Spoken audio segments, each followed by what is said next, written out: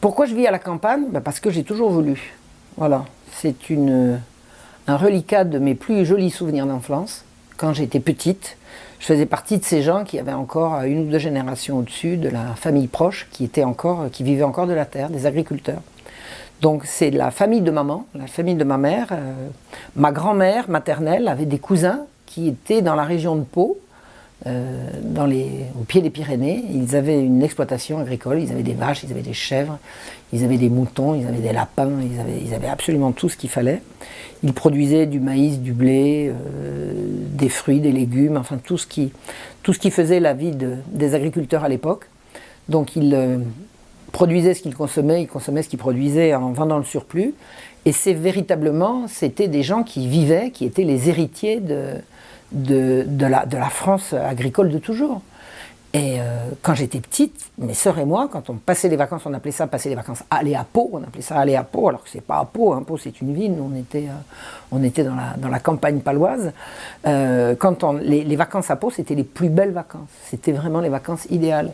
C'était la ferme, c'était les animaux, c'était la grande maison, avec le confort de ce grand genre de maison, c'était les toilettes, il y avait la cabane au fond du jardin, et puis il y avait également les toilettes à l'intérieur de la maison, qui était en fait un grand tuyau qui descendait, on n'allait pas regarder où, mais il n'y avait pas de coup à l'égout, on n'utilisait pas de l'eau potable hein, à l'époque pour chasser les matières, ça se faisait dans la nature. On se chauffait comment? Le soir, en hiver, le matin, on mettait dans la cuisinière à bois de la cuisine commune, où on était des tablés de 12, 13, 14, on mettait dans le four de la cuisinière des briques, et le soir, avant d'aller se coucher, on prenait des manches de flanelle de chemise, des manches de flanelle recyclées, on faisait glisser la brique dedans, on faisait un nœud avec les extrémités de la manche, et on allait mettre ça au fond du lit, parce que dans les chambres qui n'étaient pas chauffées, les lits étaient absolument glaciales, et on entrait dans le lit en se mettant on dormait avec des chaussettes bien sûr, et on se mettait les pieds sur la brique, et on se réchauffait comme ça. Et le matin, pour se laver à la cuvette, on cassait la glace, parce que l'eau était glacée, et on se lavait parce qu'on était propre. Et il n'y avait pas besoin de douche, il n'y avait pas besoin de toute cette utilisation d'eau potable utilisée pour se laver. Et alors pour remplir la cruche qui gelait dans la nuit, eh bien le matin on allait tirer l'eau au puits et on la mettait dans la cruche et on la retrouvait le lendemain matin pour d'abord se laver les dents et ensuite se laver le reste. Et ensuite on balançait ça dans la cour. Une espèce ça faisait un grand splaf comme ça dans la cour derrière, et on avait utilisé l'eau de la journée pour se laver. Alors on devait consommer, je sais pas, 20 fois, 30 fois moins que ce qu'on consomme aujourd'hui. Hein, puis c'était de l'eau qu'on tirait du puits.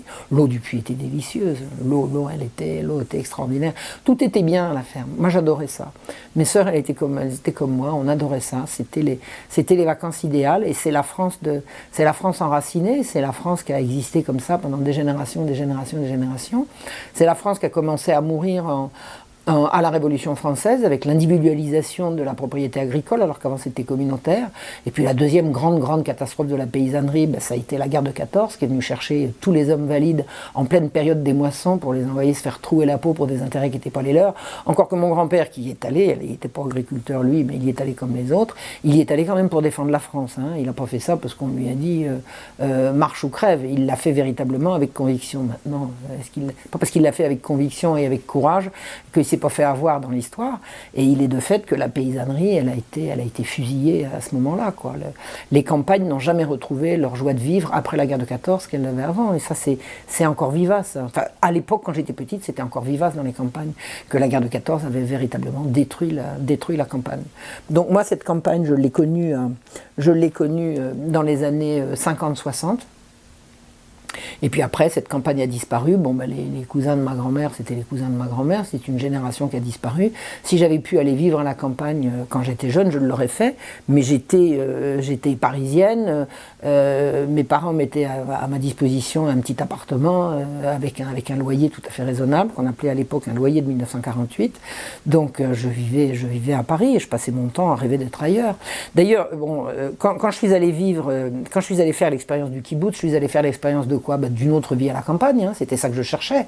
Ce que j'ai trouvé au kibbutz, c'était la réalisation provisoire de mon rêve de vivre à la campagne dans une communauté, ce que faisaient les anciens paysans français.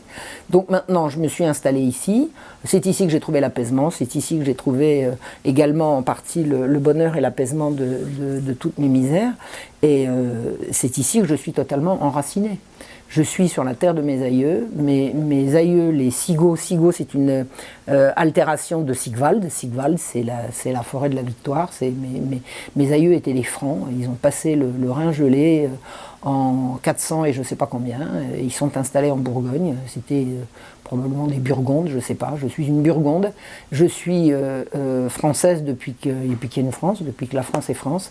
Je suis enracinée ici. J'ai retrouvé la terre de mes aïeux. Le village où tous mes aïeux sont enterrés, c'est à 20-25 km d'ici.